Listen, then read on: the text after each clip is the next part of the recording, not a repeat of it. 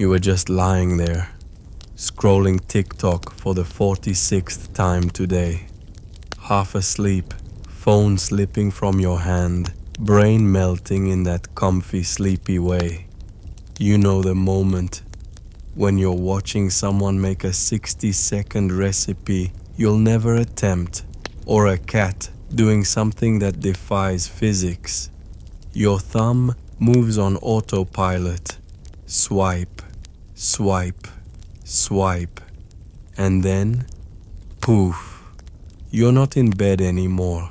You're face down in warm sand, wearing something that looks suspiciously like a potato sack. A camel is staring at you, judging you. It has the expression of a disappointed parent who just found your browser history. It sneezes. The sneeze is wet, catastrophically wet. Camel snot has a surprising range. You'll be finding sand-glued boogers in places for days. If you survive days, you sit up, coughing, wiping sand from your mouth. It tastes like history. Dry, gritty history with notes of, why is this happening to me? The sun is already punishing your face. It's the kind of heat that makes you understand why ancient people worshipped it. They were begging it to chill out. Your skin immediately starts cooking. You can actually hear yourself sizzling, like bacon in a pan, except you're the bacon, and the pan is the entire country of Egypt. You look around, mud brick buildings that look like someone stacked clay and called it architecture. People shouting in a language you don't know, but their tone is universal. Everyone's angry about something. Someone's dragging a dead fish through the street like it's normal. The fish looks more comfortable than you. Your hand instinctively reaches for your phone to check the time, to Google how to survive ancient Egypt, to post guys you'll never believe where I am on Instagram. Nothing. Your pocket contains sand, more sand, and what might be a beetle. The beetle is upset, and then it hits you. There's no Wi-Fi, no bed, no coffee, no coffee, no coffee. Your brain, which is 87% caffeine dependent, starts to panic. What do ancient Egyptians drink in the morning? Nile water? That's just crocodile soup. Beer? At 7 a.m.? Actually, that might explain a lot about the pyramids. You're in ancient Egypt, and you're definitely not ready for this. But don't panic. Take a deep breath, inhale the scent of onions. So many onions. Why do they love onions so much, mixed with goat? Possibly several goats. Definitely sweat. And a hint of incense if you're lucky. You're not lucky. That's not incense. That's someone burning dung for fuel. Organic, sustainable, absolutely horrifying. Exhale and accept the truth. You've somehow time-traveled into one of the most impressive and most uncomfortable civilizations in history. This is not your dream vacation. This is not eat, pray, love. This is sweat, suffer, and try not to get mummified alive.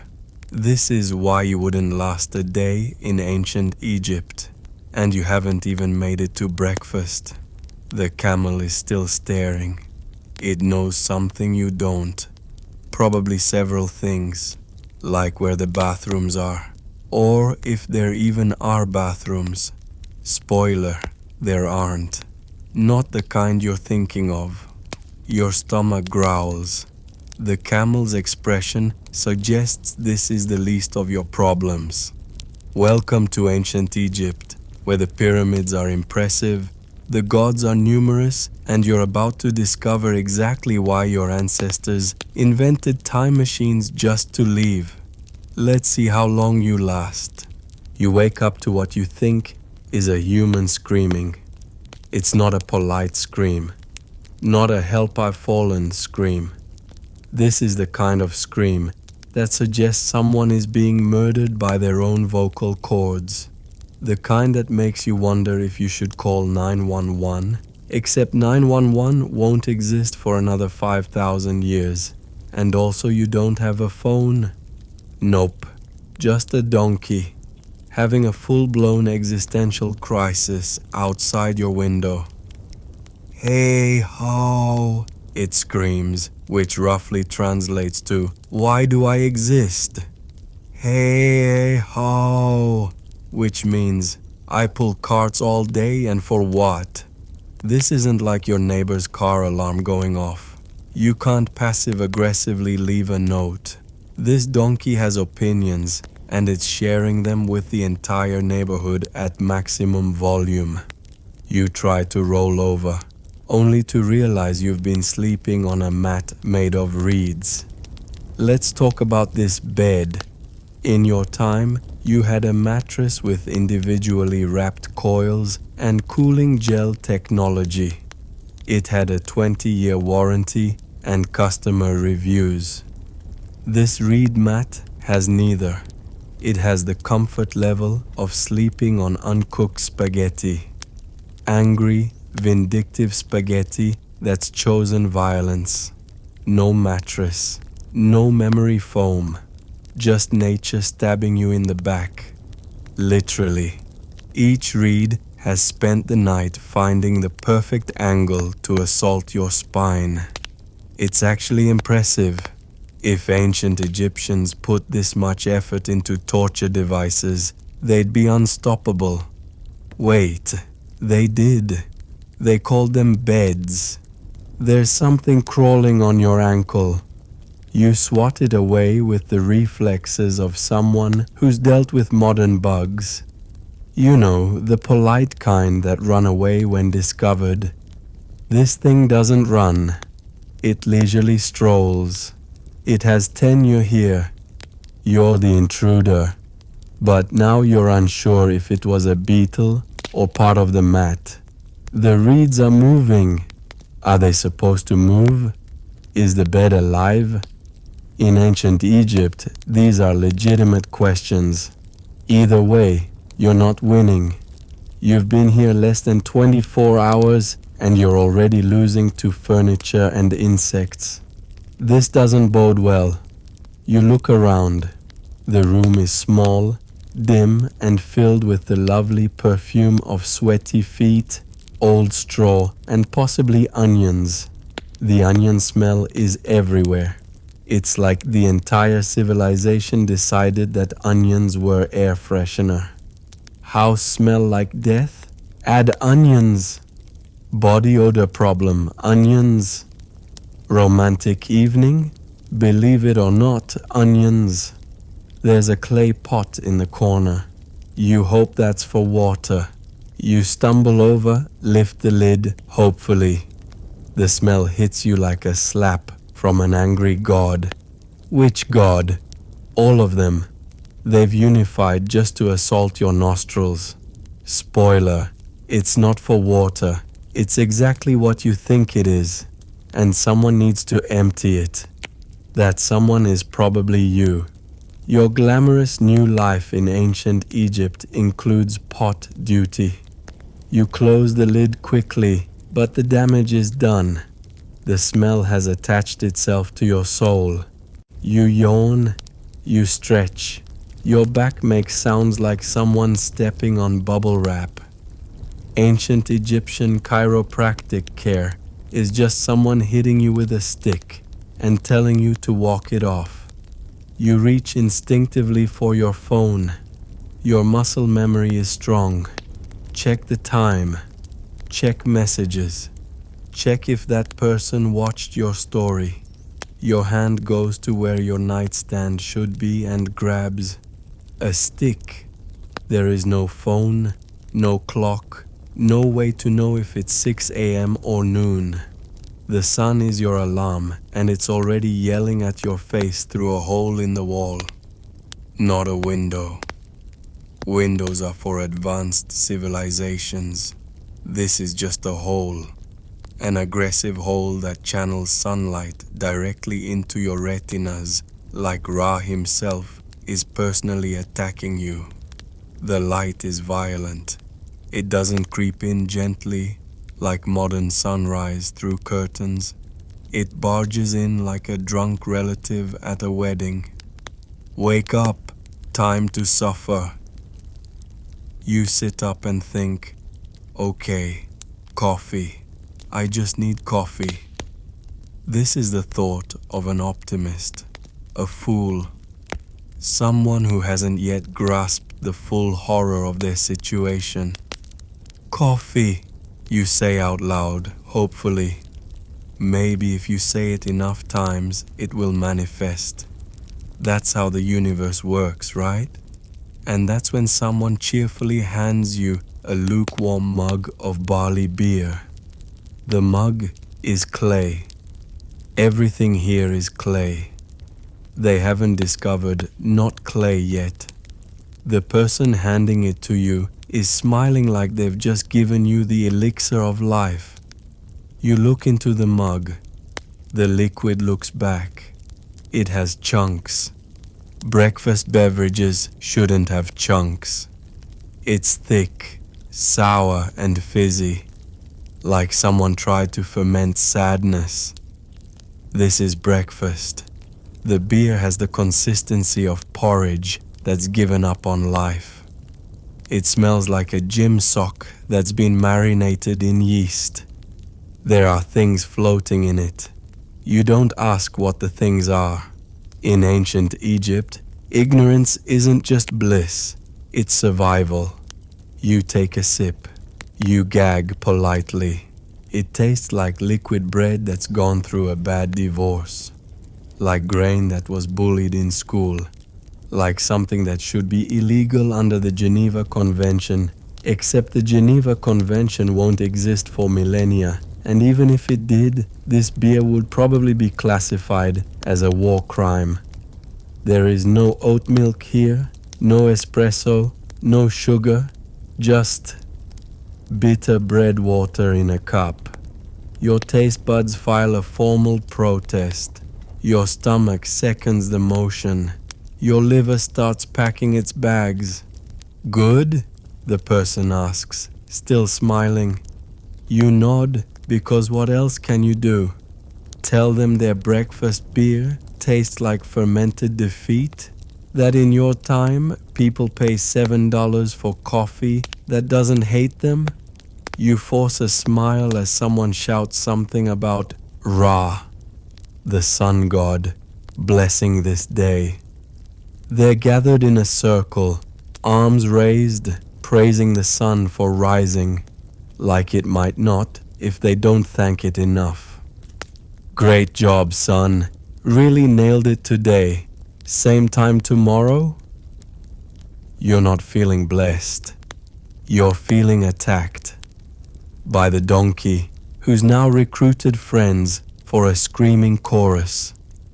By the heat, which is already at surface of Venus and climbing. By the overwhelming realization that this is only the morning. It's been awake for maybe 10 minutes and ancient Egypt has already assaulted your ears with the donkey, assaulted your back with the reed mat, assaulted your nose with the pot that shall not be named, assaulted your taste buds with the beer smoothie, and assaulted your hope with everything else. And you're supposed to survive until nightfall. The sun climbs higher, laughing. Ra isn't blessing anything. He's placing bets on how long you'll last. Smart money says, not long. You take another sip of beer. It's not getting better. If anything, it's getting worse, like it's fermenting in real time in your mouth. Someone slaps you on the back cheerfully. Ready for work? They ask in ancient Egyptian. You don't speak ancient Egyptian, but despair needs no translation. Work? It's not even, what time is it? You look at the sun hole. The sun hole doesn't care about your questions. Welcome to morning in ancient Egypt, where the drinks are warm, the beds are hostile, and the donkeys never ever stop screaming. Deep breath, in through your nose. Mistake, the pot smell is still there. Out through your mouth, also mistake, you can taste the beer air. It's going to be a long day, a very, very long day. And somewhere in the distance, that donkey is still screaming, probably about the beer too, so you've made it out of bed. If you can call that pile of woven thorns a bed. Your spine feels like it's been professionally rearranged by someone who hates you. Every vertebra has filed a complaint. Your neck has gone on strike. You stumble outside, blinking against the sunlight like a cave goblin. The sun here doesn't ease you into the day. It assaults you with the enthusiasm of a golden retriever made of fire. Your pupils contract so fast they make a sound. You're pretty sure you can feel your retinas cooking, and just as your stomach growls, a pathetic sound that says, "Remember food? We used to like food." Someone hands you a plate. Not a plate like you know plates. This is a slab of pottery that someone gave up on halfway through. It's less dishware and more flat rock with ambitions. On this plate sits breakfast. It's flatbread. Not the warm, fluffy kind from your favorite bakery. Not the kind that tears apart in soft, pillowy clouds. Nope. This one could cut glass. It's the color of disappointment and the texture of a roofing tile. You tap it against the plate. It makes a sound like a judge's gavel. Dense, accusatory, final. It's paired with leeks. Raw, just raw leeks. Sitting there, being leeks. In your time, leeks were something you ignored at the grocery store. Something that appeared in soup sometimes. Here, they're a main course. Raw, crunchy. Tasting like what onions dream of becoming, but with less personality. And what appears to be a side of sand.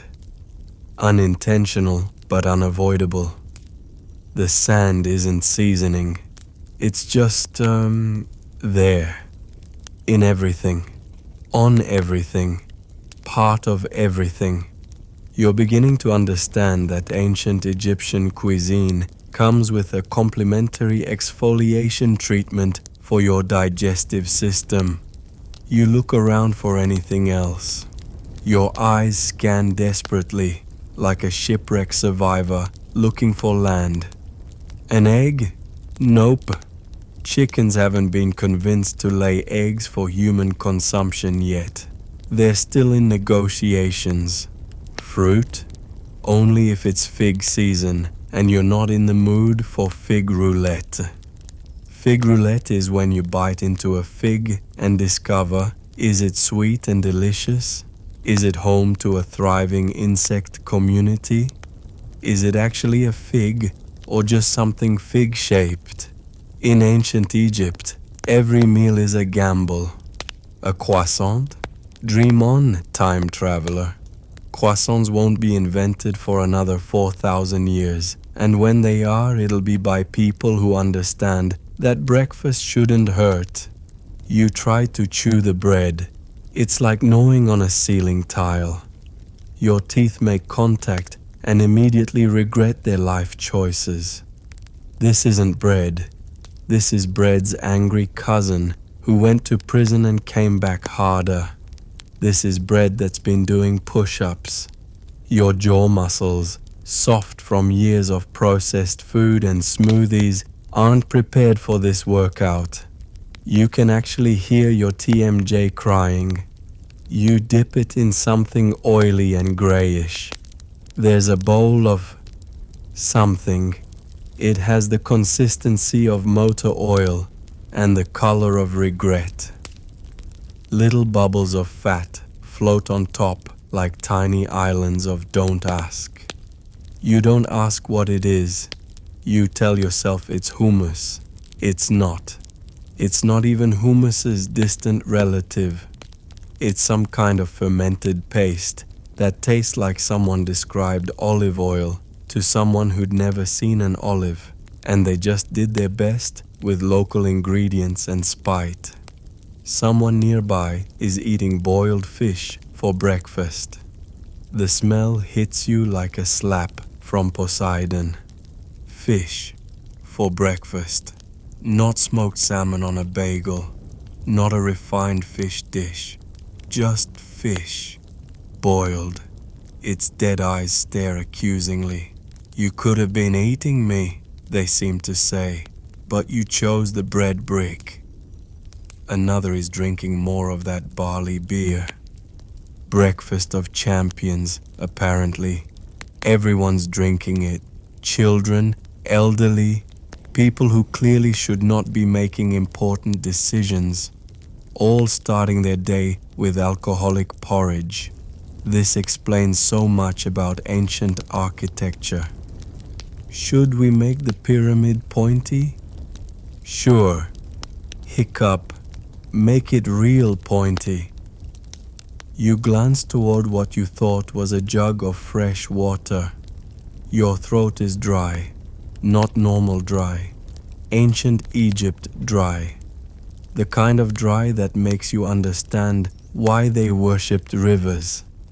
There's a large clay vessel. Water. Finally. You pour yourself a cup eagerly. Turns out it's from the Nile. Untreated. Wiggly things inside.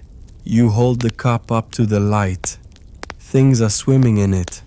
Multiple things. They're having a race. One of them might be winning. This isn't water. This is an ecosystem. This is what your science teacher called biodiversity. In your drinking water, you suddenly don't feel thirsty anymore. Your body, trained on filtered, purified, probably too expensive bottled water, looks at this cup of Nile soup and says, "I'd rather die of dehydration, thanks."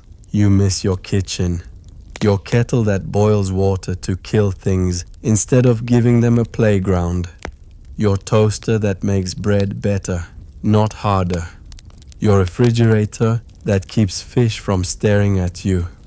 Even your phone's annoying update available notifications seem precious now. At least your phone only wanted to update. This breakfast wants to fight you. You attempt to complain. "Excuse me," you start, in what you hope is a universal tone of dissatisfaction. "This bread is..." Bad idea. Someone interprets your speaking as volunteering. In ancient Egypt, opening your mouth is consent to whatever happens next. Someone hands you a brick. Not metaphorically, an actual brick. It's heavy. It's rough. It's somehow still better than the bread. They point at a construction site. In the distance, you can see what appears to be the beginning of something massive. Pyramids don't build themselves. Well, according to some conspiracy theorists, they do, but those people have clearly never been handed a brick at 7 a.m. after eating granite bread. Apparently, breakfast is also your onboarding orientation.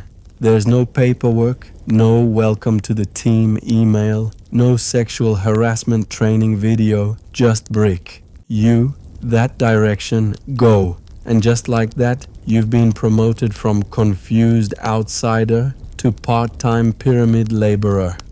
All before 8 o'clock a.m. Your career trajectory in ancient Egypt. Wake up, eat rock bread, complain, receive brick, build monument, The efficiency is actually impressive. Someone slaps your back encouragingly. More beer appears in your hand. The bread sits in your stomach like a threat. Welcome to Egypt, where breakfast is a combat sport, water is a science experiment, and complaining gets you promoted to construction. You clutch your brick and shuffle toward the construction site. In your time, you complained about Monday morning meetings. Those were the good old days. The sun climbs higher, promising a day of manual labor with a belly full of fermented wheat and architectural materials. Deep breath. You can do this. You've survived worse. Actually, no. No, you haven't. This is definitely the worst. And it's not even 8 a.m. You're handed a rope, a hammer, and exactly 0 instructions. The rope is rough enough to remove your fingerprints. The hammer is less tool and more rock tied to stick. The instructions are, well, there aren't any. Apparently, ancient Egyptian job training is just figure it out or die trying. There's a guy yelling at you in ancient Egyptian. He has the energy of every gym teacher you've ever disappointed. His voice carries across the construction site like a foghorn made of pure rage. Veins bulge in his neck that you didn't know existed. He's either telling you to work harder or describing what he had for breakfast. Both sound equally violent. You nod like you understand. You do not. You've mastered the universal, yes, absolutely, I'm totally getting this nod, while your brain screams, what is happening? It's the same nod you used in math class. It didn't work then either. He points at a massive stone block the size of your ego and gestures upward, toward a ramp. The block is substantial. It's the kind of stone that makes you understand why aliens get credit for the pyramids. No human should be moving this. It's not just heavy, it has its own gravitational pull. Small pebbles orbit around it. Yes, upward. Because apparently, you're helping build a pyramid now. Not a nice starter pyramid. Not a practice pyramid. The actual pyramid. The one that'll be in history books. The one you're about to fail at, spectacularly. You tug on the rope. Your muscles, soft from years of the heaviest thing you lift being your phone, engage with the confidence of someone who's watched exactly one CrossFit video. It doesn't move, not even a wiggle. The stone block looks at you with the kind of contempt usually reserved for parking tickets. You pull harder. Physics laughs. Someone twice your size walks up, rolls their eyes, and drags it like it's made of paper. This person is built like they eat stones for breakfast, with the brick bread. Their muscles have muscles. They grab your rope with one hand and pull. The block slides up the ramp like it's embarrassed it gave you trouble. They mutter something that definitely translates to weakling in any language. You're sweating in places you didn't know had sweat glands. Your elbows are sweating. Your ears are sweating. You're pretty sure your teeth are sweating. It's the kind of sweat that suggests your body is trying to escape through your pores. The sun, merciless. It's not just hot. It's personally offended by your existence. Every ray is targeted. The sun has looked at you specifically and decided you need to suffer. Ra isn't a god. He's a bully with cosmic powers. The ground, lava. The sand has been baking since dawn. It's reached temperatures that violate several laws of physics.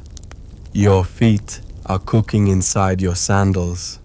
You can smell them. Others can smell them. The smell has achieved consciousness. Your sandals? Broken. They lasted exactly 37 minutes. The left one gave up first, the strap snapping with a sound like your last hope dying. The right one, out of solidarity, immediately followed. You're now basically barefoot on the surface of Mercury. Your dignity? Missing in action. Last seen somewhere around breakfast when you complained about bread, presumed dead. No search party has been organized. You try to take a break. Your body sends urgent messages. Water, shade. Why did we time travel? You spot a small shadowy area near some supplies. Sanctuary. You sit for 2 seconds before the same yelling man returns. 2 seconds. You counted. That's how long breaks last in ancient Egypt. He appears like a rage-powered teleporter. Were you even sitting? Did your knees even bend? Doesn't matter. He tosses you a bundle of reeds. You've just been reassigned to brick stacking. Demotion comes swift in pyramid construction. 1 minute you're moving world wonders, the next you're playing with mud. The reeds are for making bricks. Mud bricks. You're going from pyramid builder to mud pie maker. You try to smile, but your face is too dry to form the shape.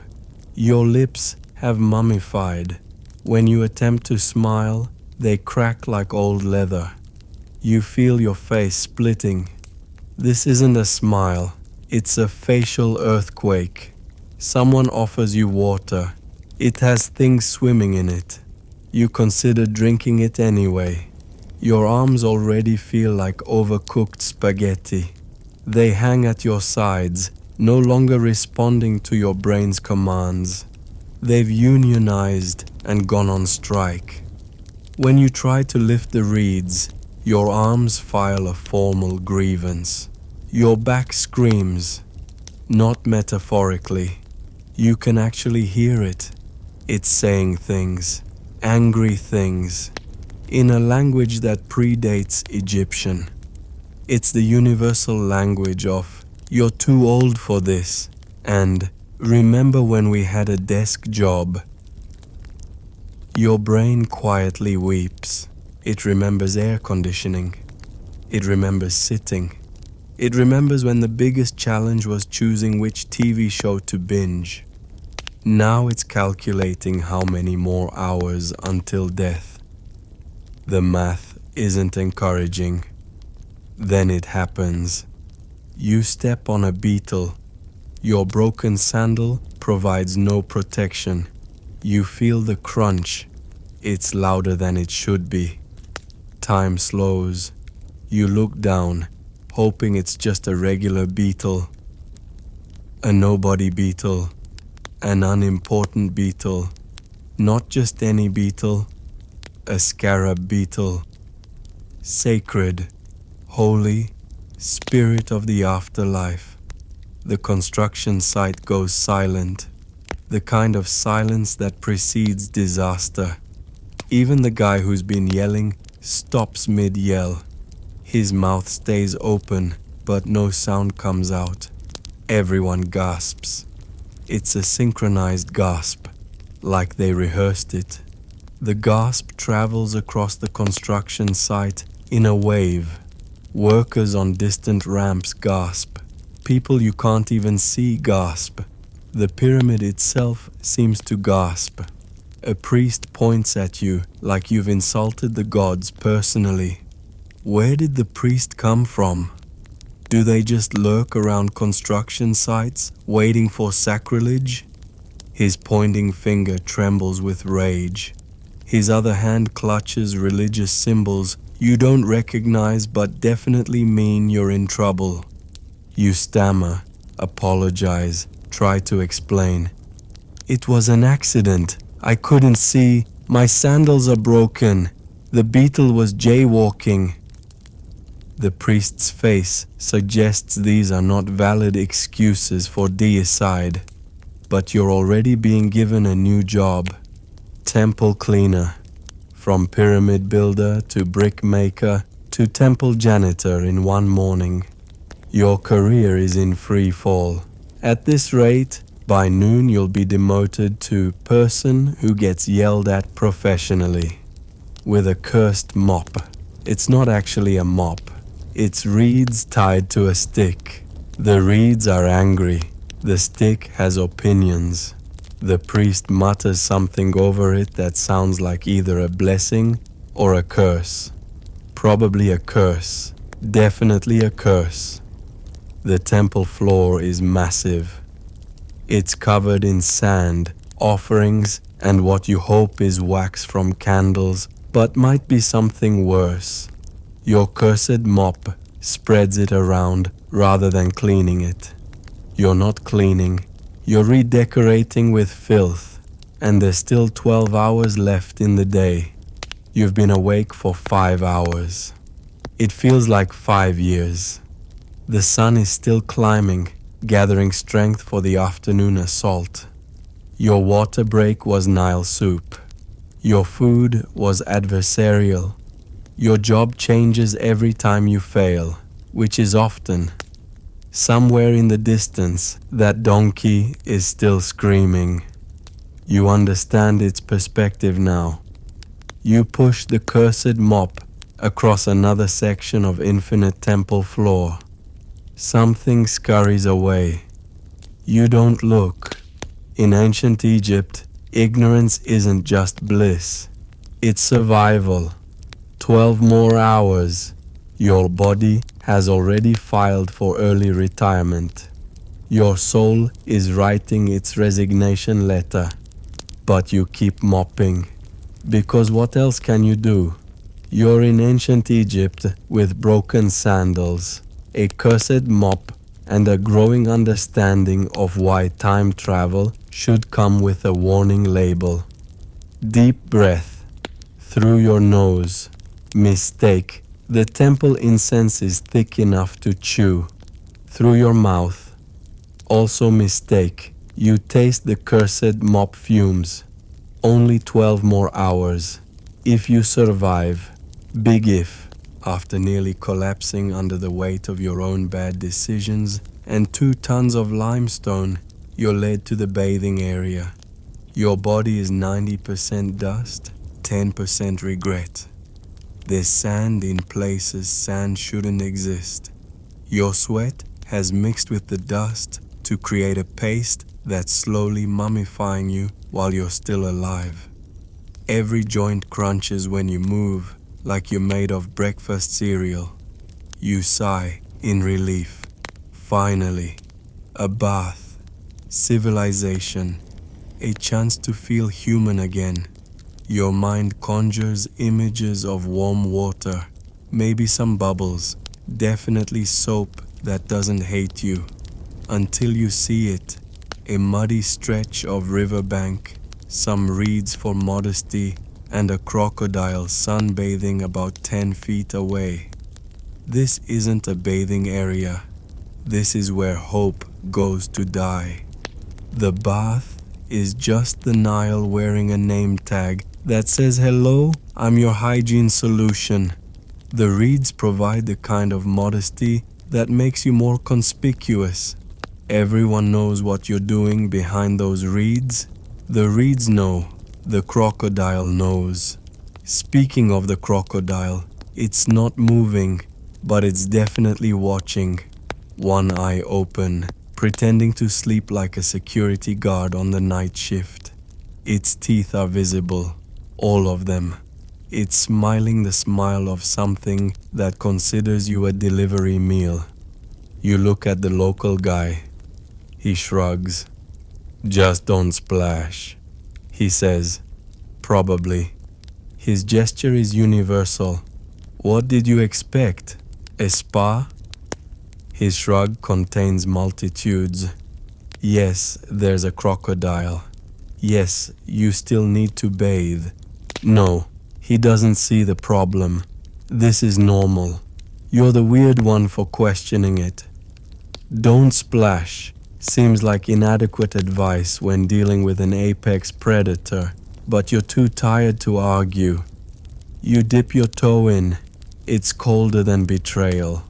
The water has that special temperature that makes your soul leave your body temporarily. It's not just cold, it's aggressive. It's water with an agenda. Your toe goes numb instantly, sending your brain a message. Abort mission. You step in fully. Because what choice do you have? Smell like a construction site forever? You wade in and every nerve ending files a complaint. The cold water hits places the sun had been cooking. The temperature difference could power a small city. Now you're wet, shivering, and still covered in dust. The water, rather than cleaning you, has activated the dust. You're now wearing mud. Organic, Nile fresh mud. You've gone from dusty to muddy. This is not an improvement. You're basically a walking adobe brick. You grab the soap. Except it's not soap. It's a chunk of animal fat mixed with ash. It looks like soap in the same way a brick looks like bread, which, after this morning, you know is a dangerous comparison. It smells like a barbecue accident. It feels like rubbing a greasy rock on your skin. You lather. You regret. The soap doesn't lather so much as smear. You're not getting clean, you're marinating. The ash is supposed to cut through dirt. Instead, it's adding texture to your mud coating. You're becoming a human exfoliant. You rinse, sort of. The crocodile has moved closer, just a bit, enough to make rinsing a speed event. You splash water on yourself with the frantic energy of someone being watched by something with too many teeth. The soap fat doesn't rinse off. It clings. You're now dusty, muddy, and greasy. The trifecta of ancient hygiene. Then a woman walks over with a stick of black coal. She appears from nowhere, like all helpful people in ancient Egypt. She's holding what looks like a burnt stick. Her eyes are perfectly lined, which either means she's skilled or has been doing this since birth. She offers to protect your eyes from the sun. This sounds reasonable. The sun has been personally attacking your retinas all day. Protection sounds good. You nod, grateful for any help that doesn't involve lifting stones or angering gods. She applies it like she's coloring a cave wall. Her technique is enthusiastic. She grips your face with one hand and wields the coal like a weapon. This isn't makeup application. It's facial assault. She's not lining your eyes. She's trying to color your entire socket. One jab to the eye later, you're crying in style. The coal stick goes directly into your eyeball, not near it. In it, your eye waters immediately, which smears the coal, which gets in your other eye, which waters, creating a feedback loop of cosmetic catastrophe. But you're committed now. She continues, undeterred by your tears. In ancient Egypt, crying during makeup application is probably normal. Everything here hurts. Why should beauty be different? Next, someone gives you a perfume cone, a lump of scented fat to wear on top of your head, because apparently you haven't suffered enough. This cone of fat is meant to melt slowly, releasing perfume throughout the day. It's like a slow release suffering system, timed release humiliation. It's slowly melting down your face. The sun, your constant enemy, immediately gets to work. The fat cone doesn't melt evenly. It drips down your forehead, into your coal-smeared eyes, around your ears. You're being basted by your own perfume. You smell like myrrh, onions, and warm regret. The myrrh is actually pleasant. It's the one thing trying to help, but it's fighting a losing battle against the onions. Why is there always onions? And the general smell of heated animal fat. You smell like a fancy kitchen accident. Feeling proud of your new look, you strut a bit. Something about suffering this much for beauty makes you feel accomplished. You've been bathed, sort of, made up, aggressively, and perfumed, unfortunately. You're ancient Egyptian beautiful. You walk with newfound confidence, until you bump into a priest who mistakes your scent for embalming oil. He stops mid-chant. His nose wrinkles. He looks at you with the kind of concern reserved for corpses that won't stay still. The combination of myrrh and animal fat is apparently the exact smell of mummification supplies. You are now suspected of being either very sick or very dead. His eyes narrow. He's doing math. Are you pre-dead? Recently dead? Undead? In ancient Egypt, these are important distinctions. He circles you slowly, sniffing professionally. You attempt to explain. I'm alive. This is perfume. I'm just trying to smell nice.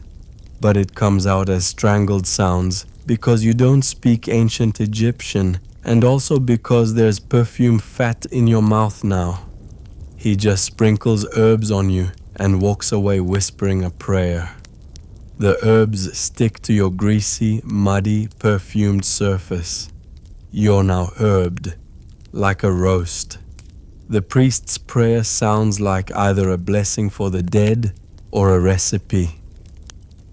You're not sure which is worse. You wipe sweat and perfume from your brow. It only makes things worse. Your hand comes away black from the coal, greasy from the perfume, and somehow still sandy.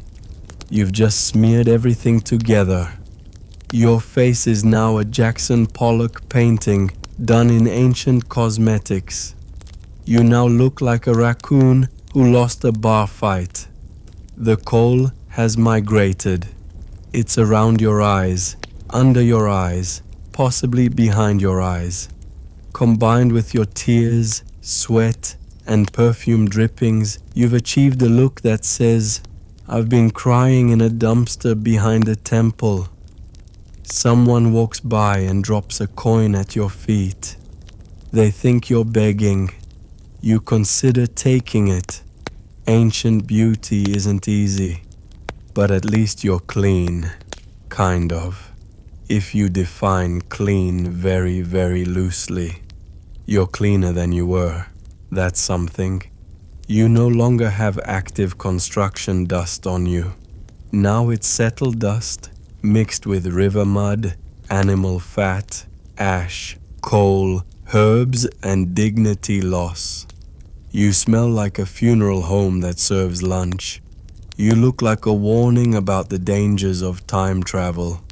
But you're beautiful by ancient Egyptian standards. Probably. Maybe. The crocodile thought you looked better before, but what does it know about fashion?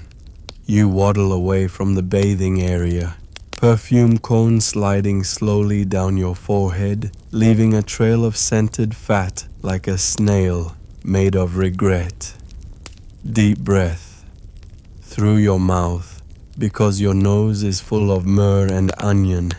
At least you're not building pyramids anymore. At least you're not scrubbing temples with a cursed mop. At least you're... No, actually, this might be worse. You'll smell like mummification supplies for the rest of the day. The crocodile watches you go, probably thinking you're marinating yourself for later. Smart crocodile. You're feeling freshish from your Nile bath and eyeliner mishap. The perfume cone has mostly melted, leaving just a small waxy hat of shame. Your coal has achieved a sort of equilibrium. It's everywhere, but evenly distributed. You tell yourself, it can't get worse. Narrator's voice, echoing from the heavens. It gets worse. Your body has needs. Urgent needs. The kind that civilization invented, plumbing to address. That breakfast beer and mystery water are staging a revolt in your intestines. First stop, the toilet. You ask for one. You use gestures, universal gestures, the kind that transcend language barriers. You hop a little. You hold your stomach. You make the face. Someone points to a clay pot in a corner.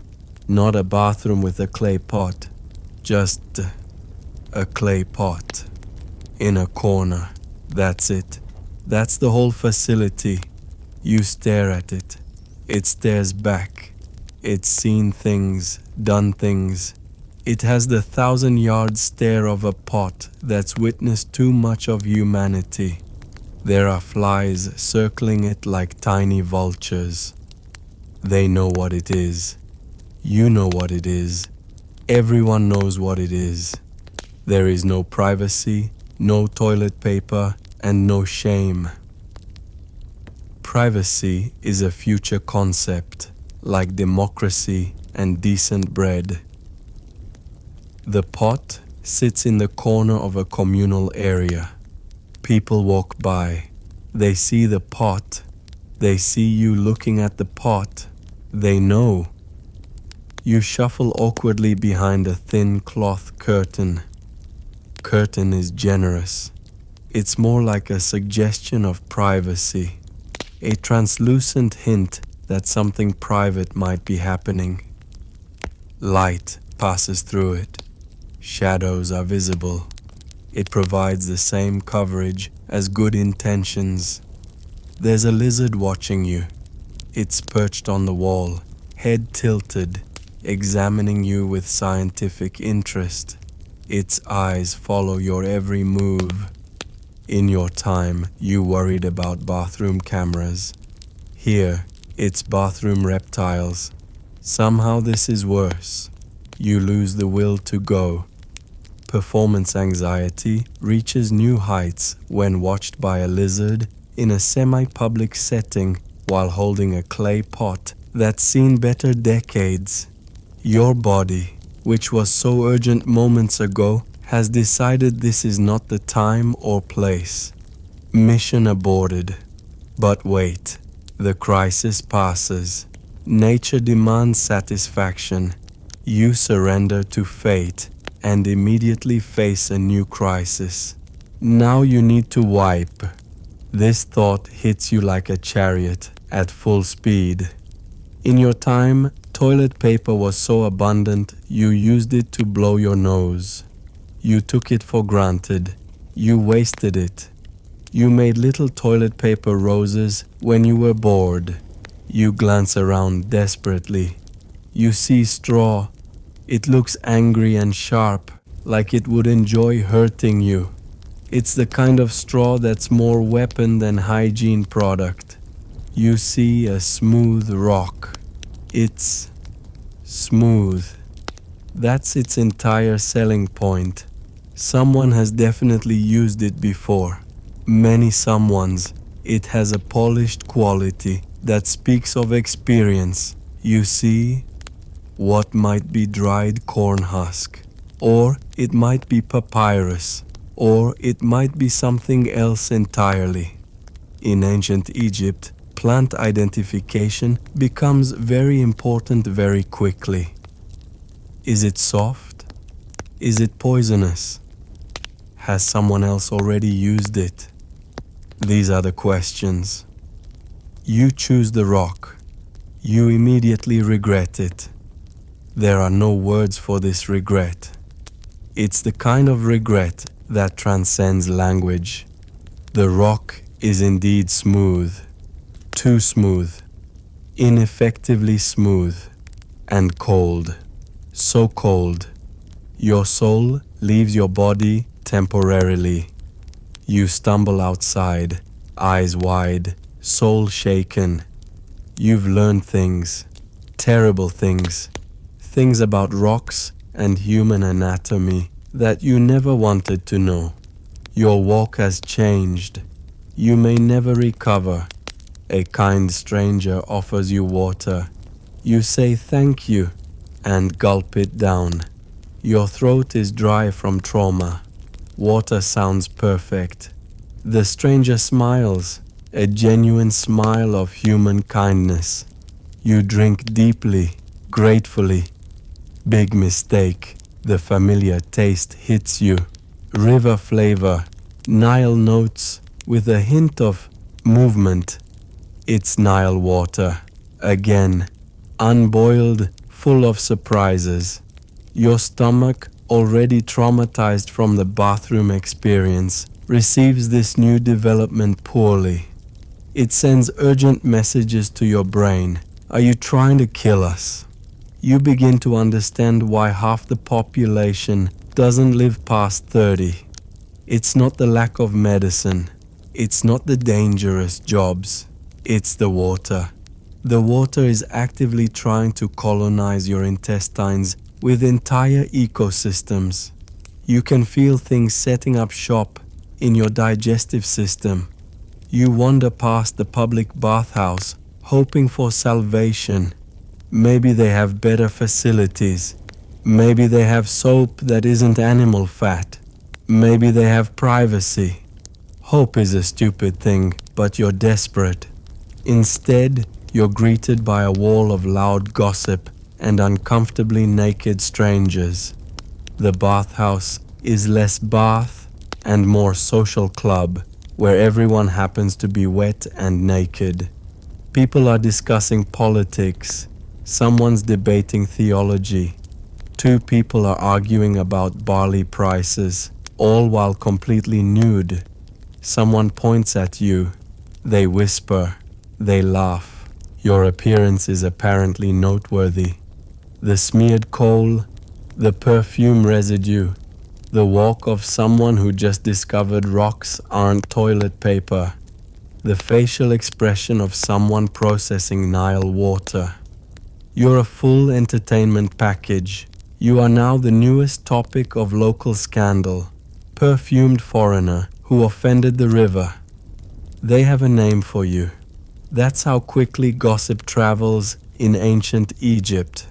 Someone's already composing a song about you. It probably rhymes fool with stool. The bathhouse gossip network is more efficient than the internet. By sunset, everyone in a 5-mile radius will know about the time traveler who chose the rock. Your breath smells like onion beer. Your skin is sticky from sweat, fat perfume, and Nile debris, and your eyeliner is still running. You're a walking disaster, a variety pack of ancient hygiene failures. If there was a museum of how not to do ancient Egypt, you'd be the main exhibit. You catch your reflection in a polished bronze mirror someone left lying around. You immediately wish you hadn't. You look like you've been tarred and feathered, but with cosmetics and river mud instead. You've never longed for a toothbrush and wet wipes more in your life. A toothbrush, that beautiful invention, those gentle bristles, that minty paste. You'd trade a pyramid for some dental floss, right now. Your teeth feel like they're wearing sweaters, onion-flavored sweaters. Welcome to peak hygiene, circa 1300 BCE, where clean is relative, where bathroom facilities are aggressive pottery, where water is a biological weapon, where public bathing includes public everything. You shuffle away from the bathhouse, trying to ignore the laughter following you. Your new walk, the I chose the rock shuffle, is already being imitated by children. At least you're famous. Not the good kind of famous. The cautionary tale kind. The don't be like that guy kind. You find a quiet corner and sit carefully, very carefully. The rock memory is fresh. Deep breath through your mouth. Always through your mouth now. Your nose has given up trying to process the smells. It's not even noon. The sun is high, your spirits are low, and your hygiene is somewhere in between, leaning heavily toward biological hazard. But you're alive. That's something. Even if you smell like you're not. Even if you walk like you're not sure. Even if the lizard is still judging you from a distance. You survived ancient Egyptian hygiene. Barely. After everything you've endured. The heat, the beetle incident, the questionable soap. You make one fatal mistake. You complain. Just a little. Out loud. To the wrong guy. It was innocent enough. You simply said, "The sun is trying to kill me." A factual statement. An observation based on empirical evidence. Your skin can testify. Turns out, he's related to someone who knows someone who's best friends with the local scribe. In ancient Egypt, everyone knows everyone, and everyone's looking for drama. Your complaint travels through the gossip network faster than light through a vacuum. By the time it reaches the scribe, you've apparently cursed Ra, threatened the cosmic order, and suggested the pyramids are pointy for no reason.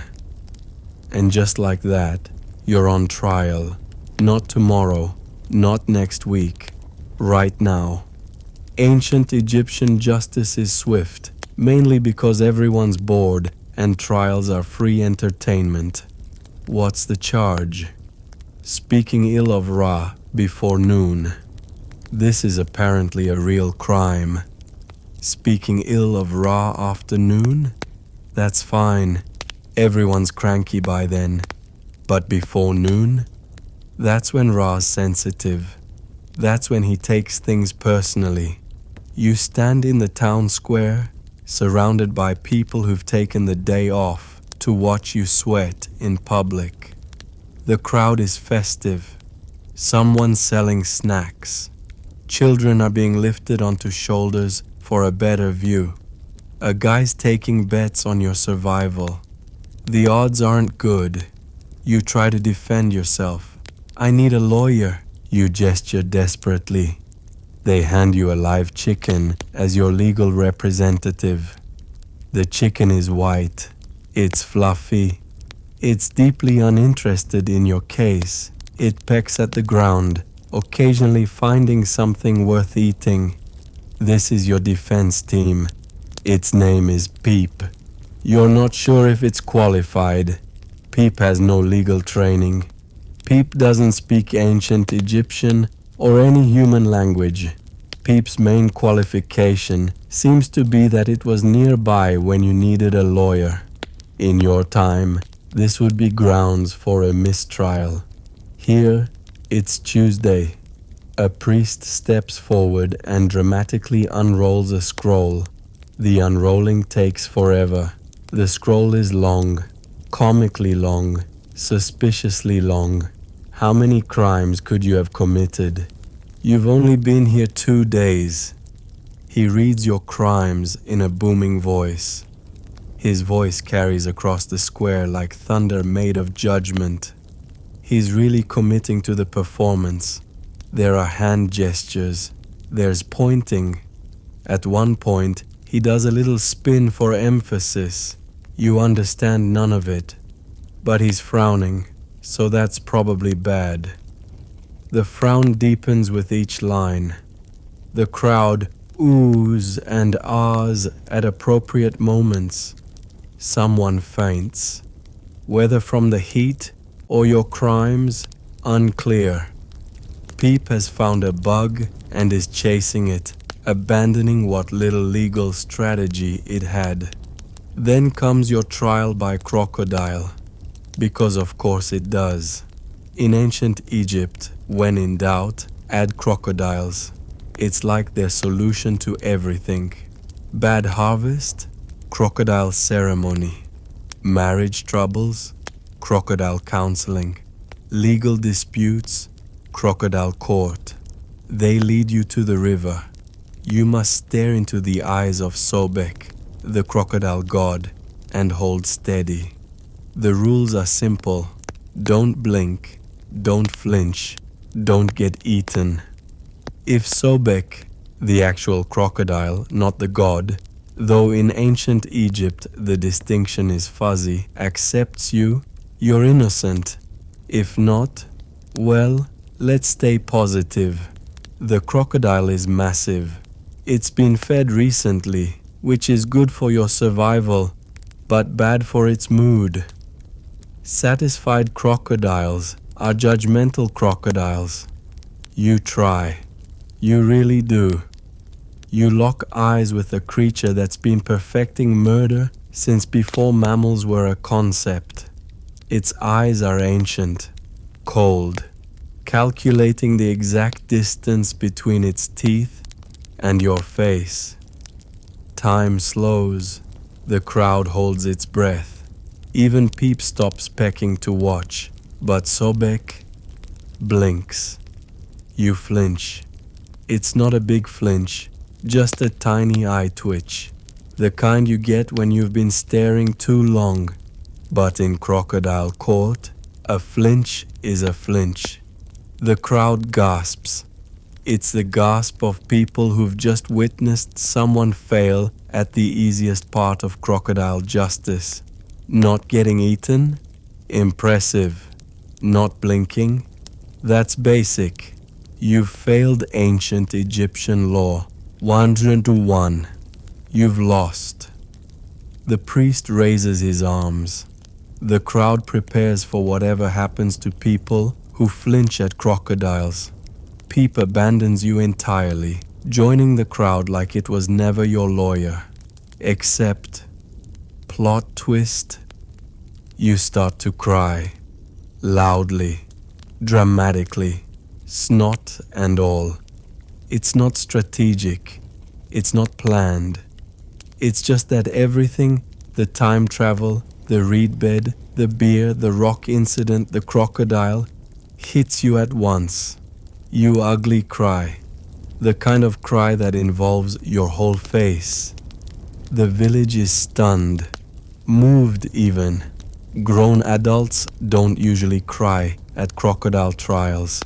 It's considered poor form. But your tears are so genuine, so profound, so snotty that people start tearing up too. It's contagious. Soon half the crowd is sniffling. The priest looks confused. This isn't in his scroll. There's no precedent for acquittal by ugly crying. He consults with other priests. They consult their scrolls. Someone suggests consulting the crocodile, but Sobek has fallen asleep, bored by human emotions.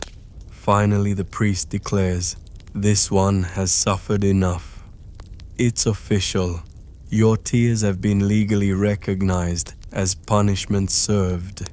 In ancient Egypt, if you cry hard enough at your trial, apparently that counts as time served. You are free. The crowd cheers. Someone hands you a date. The date is dry and sweet, and the first good thing that's happened to you in ancient Egypt. You eat it while still hiccuping. Somehow, this makes you more endearing. You've become a local legend.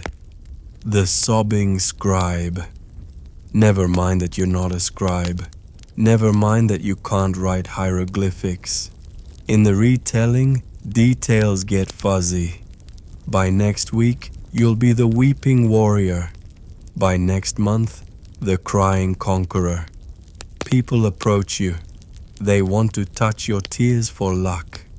Someone offers you a job writing sad letters. Another wants you to cry at their funeral. Preemptively, they're very prepared. You've found your niche in ancient Egyptian society. Professional weeper. You bow, you're alive. And now probably a folk tale. The bow is shaky. You're still hiccuping. Your nose is still running. But you're bowing to applause instead of being crocodile food. So that's a win. Peep returns, pecking at your feet like nothing happened. Fairweather chicken. Terrible lawyer. You pick it up anyway. In ancient Egypt, you take allies where you can find them. The sun continues its assault from above. You're still wearing yesterday's perfume mixed with today's tears. You smell like a funeral that went to court. But you're free. You've been tried by crocodile and acquitted by tears. You've entered ancient Egyptian legal history through the side door marked "Too pathetic to punish." You walk away from the river, peep under one arm, date pit in your pocket, new title on your resume. The sobbing scribe. It's not the worst thing to be called, better than crocodile snack or the flincher. Deep breath through your mouth because your nose is still clogged with legally recognized tears. You've survived ancient Egyptian justice with a chicken lawyer and a good cry. That's something. You're still reeling from surviving a crocodile courtroom.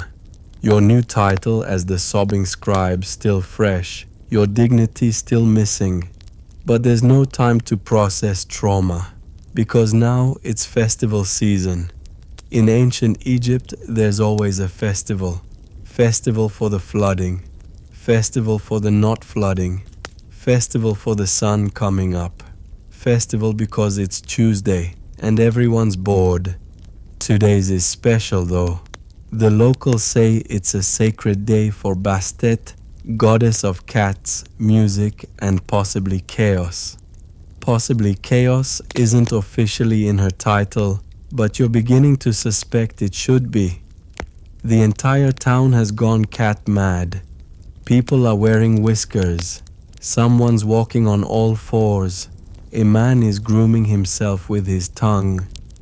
It's a lot. You're handed a cat mask and a loincloth. The mask is paper-thin papyrus that's been painted by someone who's clearly never seen a cat up close. It has human eyes, a triangle nose, and whiskers that point in directions whiskers shouldn't point. The loincloth is minimal. Your comfort zone left the building and is currently fleeing toward the pyramids. No shirt, no warning, just your pale, time traveler torso exposed to the Egyptian sun and the judgment of several hundred festival goers. You try to cover yourself. Someone slaps your hands away. Bastet demands nipples, they shout. You don't know how to respond to that. Before you can protest, a child smears red ochre on your cheeks. The child has the focus of a professional makeup artist and the technique of someone finger painting with their feet. The ochre goes on your cheeks, in your mouth, up your nose. You're less decorated and more attacked by red. Someone ties bells to your ankles. They jingle with every movement. Every movement. Walking jingles, standing jingles, breathing too hard jingles. You're a human wind chime, a festive disaster, a jingling reminder that you should have stayed in bed in the 21st century, and you're pushed into a dance circle. There's no escape. The circle has formed with the efficiency of people who take their cat worship seriously. You're in the center. Everyone's watching. The drums are building. This is happening. The drum hits. You panic, dance like a startled flamingo. Your body moves in ways that suggest you're being electrocuted by rhythm. One arm goes up while the other searches for meaning. Your legs have different opinions about which direction to go. The bells add percussion to your failure. The crowd loves it. They think this is intentional. They think you're channeling Bastet's chaotic energy. Someone yells, "He dances like a cat with vertigo," as a compliment. Others join your spastic movements, thinking it's a new dance style. You've accidentally invented the temporal displacement shuffle. Someone offers you a drink that smells like fermented banana and regret. The cup is thrust into your hand by someone whose pupils suggest they've had several. The liquid is thick, chunky, moving. It smells like fruit that gave up on life and decided to become alcohol out of spite. You take a sip. Your vision wobbles. The world tilts. Colors become more colorful. The cat masks around you start looking like actual cats. Someone's tail swishes. Wait, that's an actual tail. When did people grow tails? Why is the ground breathing? You might be levitating. You might be purring. Your feet aren't touching the ground. Or the ground is rising to meet you. Hard to tell. A sound is coming from your throat. It's either purring or your soul trying to escape. The bells on your ankles are now playing a melody. The melody knows your real name. Then comes the ritual goat milk blessing. Surprise splash right on your head. No warning, no ceremony. Just someone with a bowl of goat milk and excellent aim. It's warm. It's thick. It immediately starts curdling in the heat. You're now wearing a dairy hat. You're now officially purified. Purified of what? Dignity? Any remaining hope of being taken seriously? The milk runs down your face, mixing with the ochre to create a pink rivers of shame. You smell like a barn accident. A man in a jackal mask hugs you from behind. His arms wrap around you with the enthusiasm of someone who's been waiting all year for this moment. The jackal mask is realistic. Too realistic. His breathing is loud in your ear. He smells like fish and commitment. He holds the hug. Too long. Way too long. This isn't a ceremonial hug. This is a relationship. You're being adopted by a jackal. His grip tightens. You can feel his heartbeat. Or maybe that's yours panicking. Time loses meaning.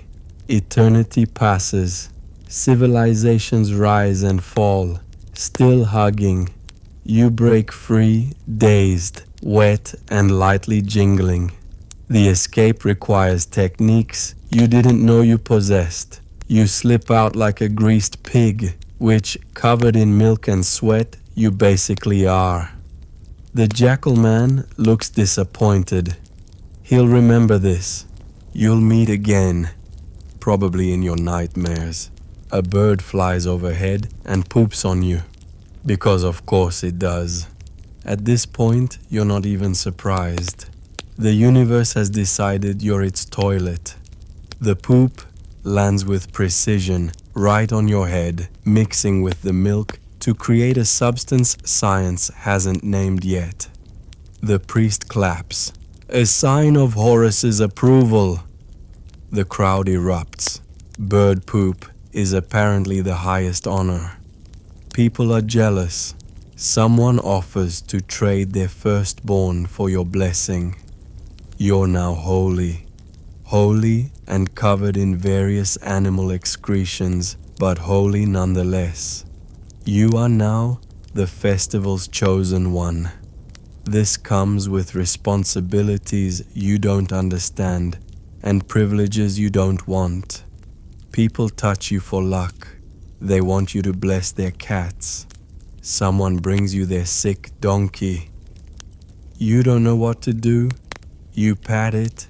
It bites you. The crowd cheers. They chant your new nickname. Dances with milk. It has a rhythm. Dances with milk. Dances with milk. The drums pick it up. The bells on your ankles join in. You're a walking percussion section. The chant spreads through the crowd like a virus made of sound. You bow again. You do not know why. Bowing seems safe. It's something to do with your body that isn't dancing or being hugged by jackals. The milk droplets fly off as you bow, blessing the crowd. They love this. You're creating new traditions accidentally. You do not want to ask. Questions lead to answers. Answers in ancient Egypt lead to more festivals, more animal fluids, more responsibilities you're not equipped to handle. Better to just bow, jingle, and hope this ends before someone brings out the ceremonial crocodile. But for now, you are honored and extremely sticky. The milk is drying in the sun, creating a crusty shell. The ochre has set like cement. The bird poop has achieved permanence. You're not wearing decorations. You're wearing a full body cast made of festival. Someone hands you a staff with bells on it. You're apparently leading the parade now. Your cat mask is sliding down your face. You can only see through one eye hole. It's enough to notice everyone's following you. You walk forward because what else can you do? The crowd follows, chanting your name, ringing their own bells, occasionally throwing flower petals that stick to your milk-covered body. You're a time traveler who's become a religious figure through a series of misunderstandings and bodily fluids. Deep breath through your mouth because your nose is clogged with ochre and your own tears from the jackal hug. You've survived ancient Egyptian justice, and now you're surviving ancient Egyptian festivals. The sun beats down, baking your various coatings into a protective shell of regret. But you're alive. You're honored. You're dances with milk, chosen of Horus, blessed by bird poop, survived of jackal hugs. Your mother would be so proud. Or horrified. Probably horrified. The parade continues. You lead, jingling with each step, leaving a trail of dried milk flakes like the world's worst breadcrumbs. Welcome to ancient Egyptian religious life. Where the gods are many, the festivals are sticky, and dignity is just a word that hasn't been invented yet. Festival's over. You're caked in goat milk, flower petals, and a mild identity crisis. The milk has formed a crusty armor. The petals have fossilized into your skin. Your identity has shifted from confused time traveler to dances with milk, holy fool of Bastet, part-time sobbing scribe. It's a lot for a resume. You trudge home, barefoot, bell-ankled, and spiritually confused. Every step jingles. The bells won't come off. You've tried. They're knotted with the determination of people who believe noise equals holiness. Your feet have given up complaining and accepted their fate. They're beyond pain now. They've achieved enlightenment through suffering. Your home is a mud brick cube that holds heat like a revenge plot. It's less architecture and more concentrated suffering shaped like shelter. The mud bricks have spent all day absorbing sun with the dedication of a graduate student absorbing debt. Now they're radiating that heat back at you with interest. Inside, it's 42 degrees Celsius and smells like old stew and regret. The temperature hits you like opening an oven, except the oven is your life now. The smell is layered. Bottom notes of last week's fish stew, middle notes of human despair, top notes of whatever died in the corner and was too hot to remove. You sit on your mat, hoping for peace. The mat greets your weight with the enthusiasm of broken promises. It crunches. Somehow, it's gotten worse since this morning. The reeds have organized into optimal poking formation. Your spine sends a formal complaint to management. You are management. The complaint is denied. Instead, a child enters and demands you solve a riddle about a donkey and a fish. No knock, no introduction, just a small human with the confidence of someone who owns the world. In ancient Egypt, children don't ask permission. They just appear, like mosquitoes or existential dread. What has 4 legs in the morning, smells like river, and makes my uncle cry? The child asks. You're too tired for this. Your brain is soup, milk-covered, festival-surviving soup. I don't know, you mumble. Democracy? Wrong. It's uncle's donkey after it ate the fish. You lose. Your punishment? Sharing your last fig. The child takes the fig with the speed of someone who's definitely done this before. It was your last food that didn't require chewing granite bread. Your last hope of sweetness in this bitter world. Gone. Into the mouth of a riddle terrorist. You fan yourself with a wilted papyrus leaf. Fan is generous.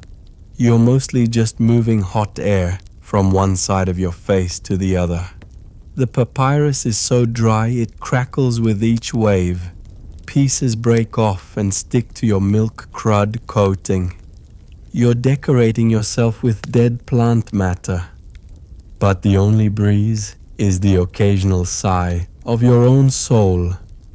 Your soul has been sighing a lot lately. Deep, profound sighs that started when you time traveled and haven't stopped.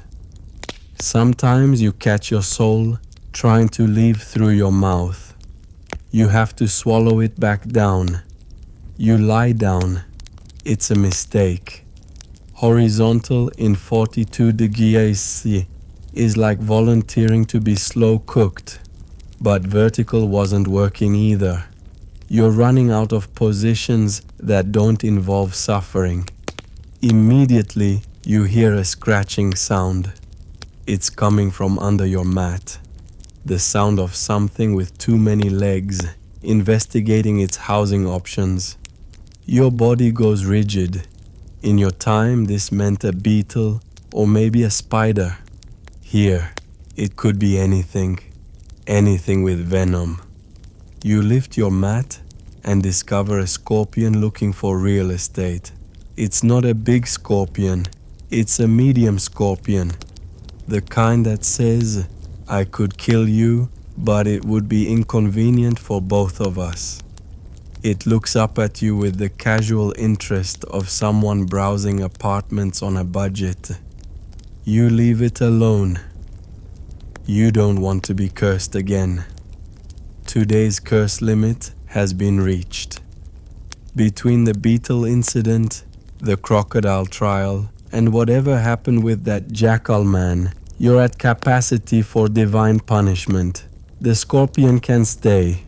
You share the space now. Roommates. You carefully lower the mat. The scorpion settles in. You lie on one side. It takes the other. In ancient Egypt, this is considered a studio apartment with character. Outside, someone begins playing a bone flute. Badly. It's not music. It's what music's embarrassing cousin does at family reunions. Notes happen, but not in any order that makes sense. It sounds like someone's torturing a bird that's already dead. You close your eyes, pretending it's a lullaby. If you concentrate hard enough, maybe it sounds like... No, it sounds like bone suffering. But you're tired enough to pretend. Your standards for lullabies have dropped through the floor and are tunneling toward the earth's core. You almost doze off when you realize the soothing river sounds nearby are frogs, mating frogs, loud, unapologetic. It's not gentle ribbiting, it's competitive croaking. Every frog in a 5-mile radius has gathered to announce their availability. It's Tinder, but audio only, and everyone's yelling. The sound penetrates walls, thoughts, dreams.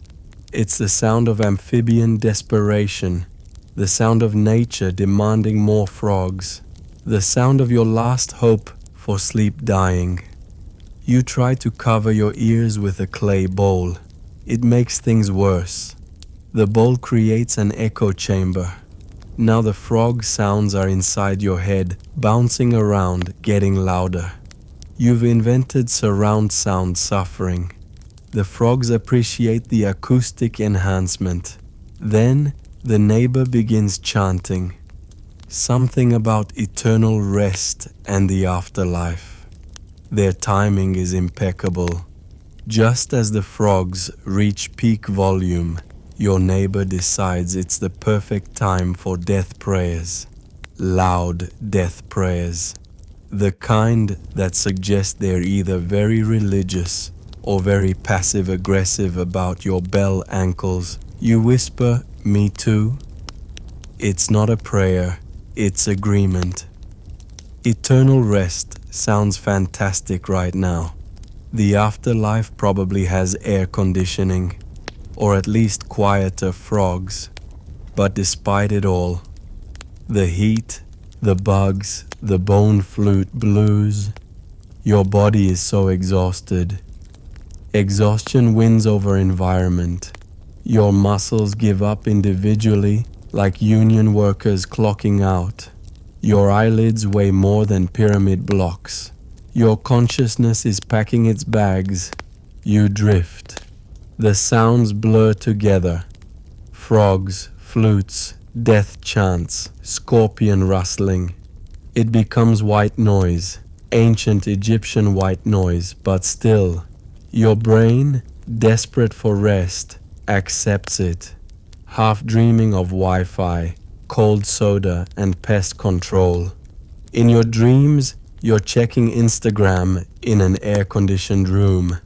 There's a cold Coke sweating on a table that doesn't have scorpions under it. Someone's playing music that actually sounds like music. The only bells are notification sounds you can turn off. But even in dreams, you hear it. The distant jingling of your ankle bells. The ghost of goat milk. The echo of dances with milk. You can leave the festival, but a festival never leaves you. Your scorpion roommate shifts. The mat adjusts its attack angles. The heat presses down like a blanket made of the sun's personal hatred. But you're drifting. Finally. Blessedly. Tomorrow will bring new horrors. New bread that fights back.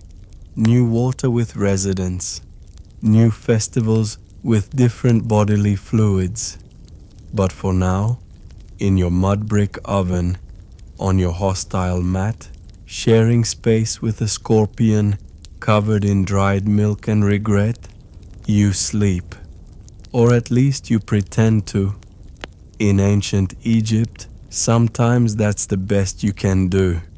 The frogs continue their symphony. The neighbor reaches verse 17 of the death chant. The bone flute player discovers a new note that shouldn't exist.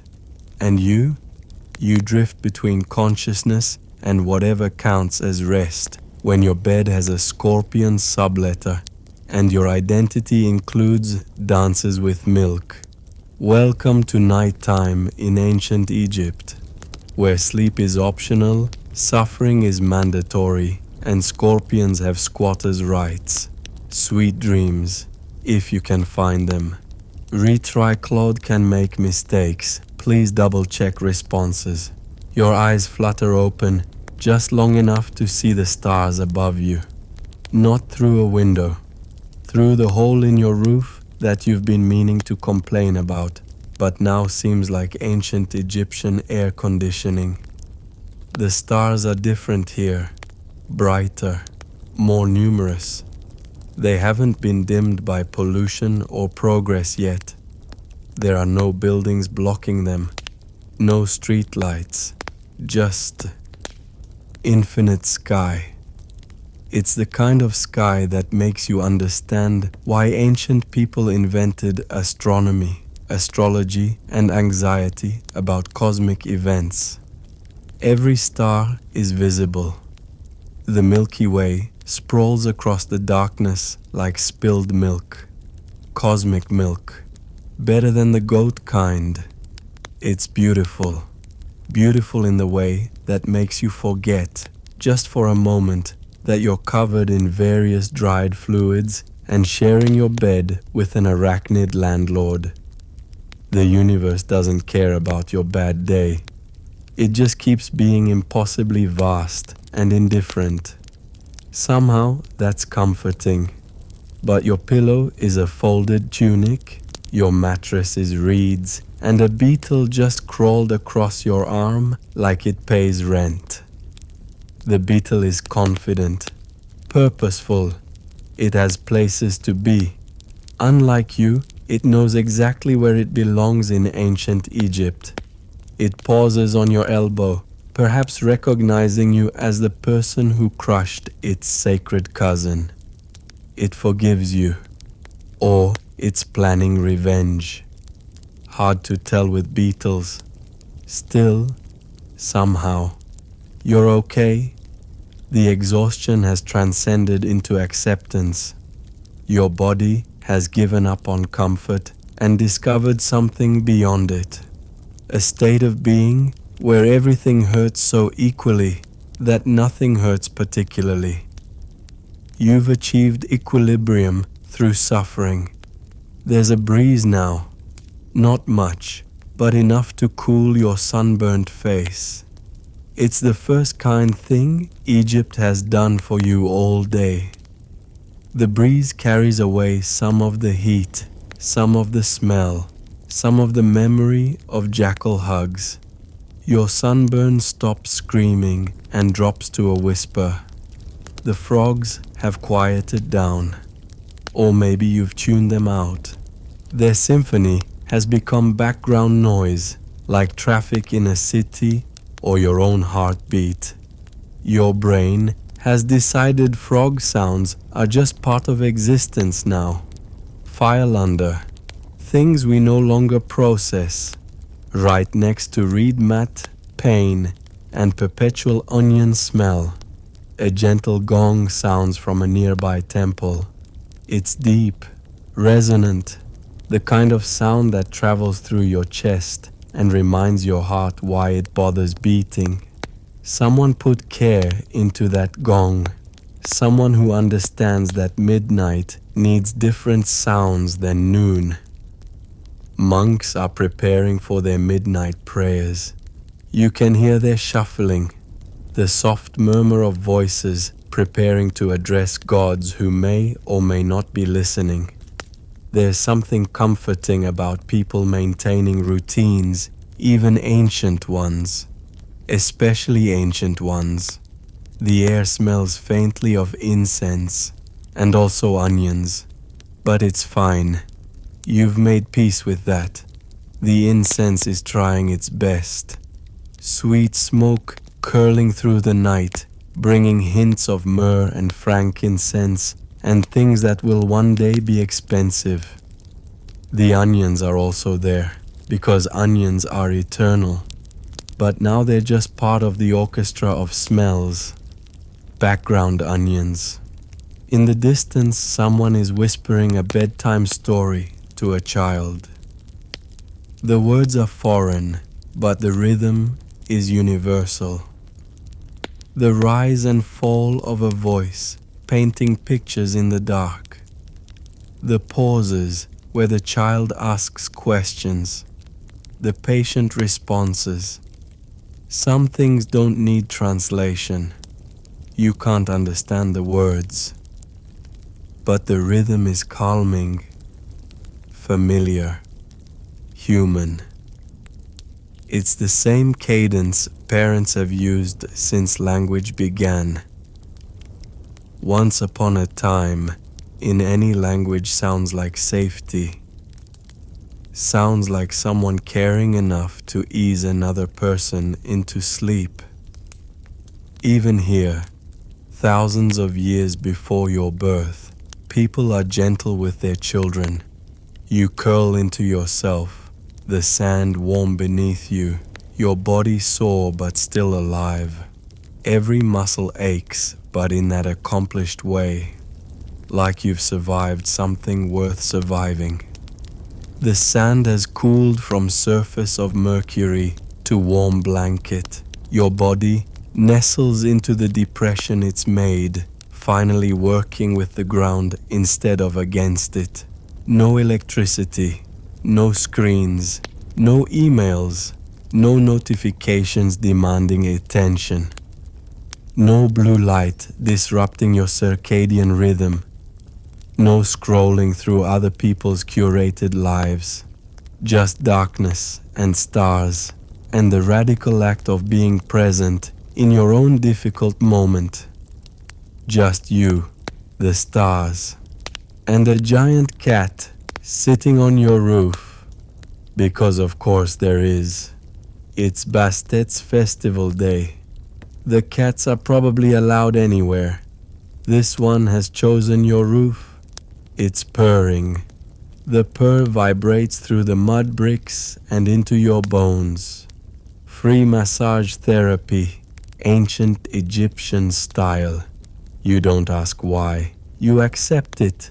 Asking why in ancient Egypt only leads to more questions. Why is there a cat? Why is it giant? Why your roof? Better to just accept that this is happening. You're being blessed or cursed, or maybe just used as furniture. All valid options, because this is ancient Egypt. And somehow, you survived the whole day. From dawn donkey screams to midnight cat purrs. From pyramid labor to scorpion roommates. From crocodile court to festival saint. You're still here, still breathing, still inexplicably conscious. You feel your breath slow. Your mind begins to fade. Sleep creeps in like Nile flooding. Gradual but inevitable. Your thoughts become hieroglyphics, symbols without meaning. Your consciousness writes its final report of the day and clocks out.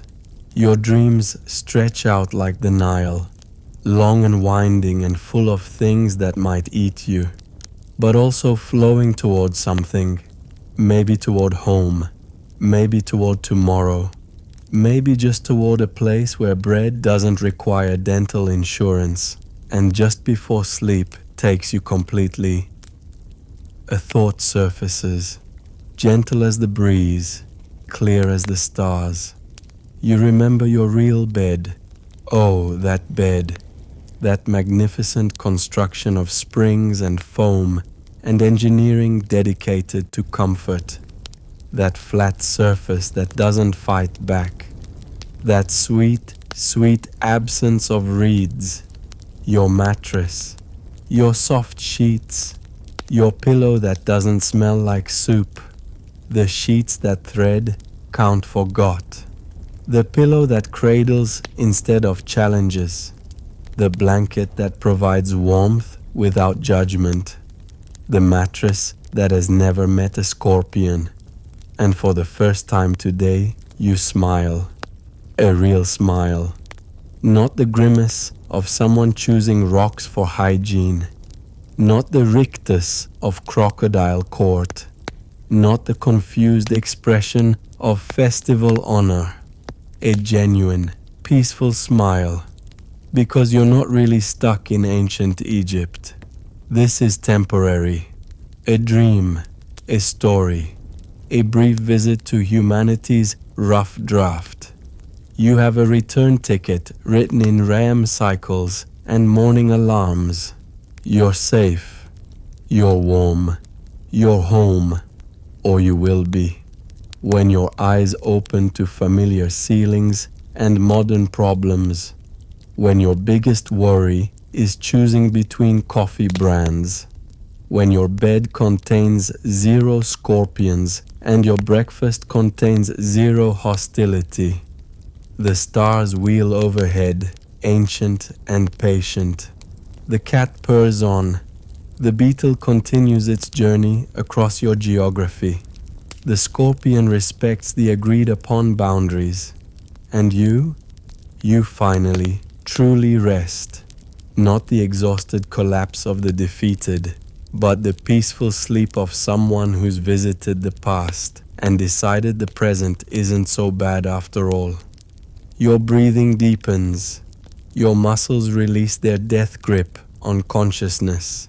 Your mind floats free, leaving ancient Egypt behind. Good night, time traveler. You've earned your rest. Dream of soft beds and clean water. Dream of bread that bends and bathrooms with privacy. Dream of life without ankle bells and careers that don't involve pyramid construction. But also remember the stars. How bright they were without competition. How the universe looked before we learned to hide from it. Remember the child's bedtime story. How care sounds the same in any language. Remember surviving. Because you did. Every absurd, difficult, comedic moment of it. Sleep well in your reed bed, under your star ceiling, serenaded by purrs and midnight prayers. Tomorrow you'll wake in your own time. But tonight, you're exactly where you need to be. Drifting between times, between worlds, between the comedy of then and the comfort of now. Sweet dreams, dances with milk. Sweet dreams, sobbing scribe.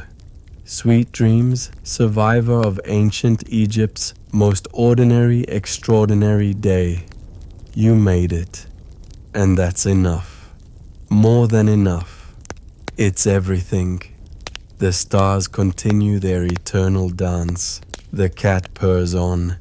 And somewhere in the space between sleep and waking, between ancient and modern, you find peace. Rest now. You're home,